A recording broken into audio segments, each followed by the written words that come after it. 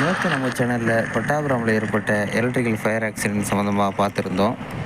அது முதல் டிரான்ஸ்ஃபார்மரில் ஏற்பட்ட தீ விபத்து மலன்னு பரவி 2வது டிரான்ஸ்ஃபார்மருக்கும் பரவிடுச்சு. அதனால் அந்த டிரான்ஸ்ஃபார்மர் முழுமையாக எரிஞ்சு நாசமாயிருச்சு. அதை அணைக்கிறதுக்கு 2 மணி நேரம் தீயணைப்பு வீரர்கள் போராடி அதை கஷ்டப்பட்டு தீயணைப்பு வீரர்கள், காவல்துறை எல்லோரும் கஷ்டப்பட்டு தான் அணைச்சாங்க. அதனால் அன்றைக்கி நைட்டு ஃபுல்லாகவே பவர் கட் ஆயிருச்சுங்க. காலையில் தான் மீண்டும் பவர் வந்துச்சு. அப்புறம் அடிக்கடி நடுவில் விட்டும் பவர் திருப்பி கட் ஆகிட்டே இருந்தது. இந்த பாதிப்பு இன்னும் சில நாட்களுக்கு இருக்குன்னு நினைக்கிறேன். ஏன்னா பழைய டிரான்ஸ்ஃபார்மர்களை எடுத்துகிட்டு புதிய டிரான்ஸ்ஃபார்மர்களை இன்ஸ்டால் பண்ணணும். அது வரைக்கும் நம்மளுடைய பவர் கன்சப்ஷன் ஏசி போன்ற பொருட்களை யூஸ் பண்ணாமல் குறைச்சிக்கிறது நல்லது.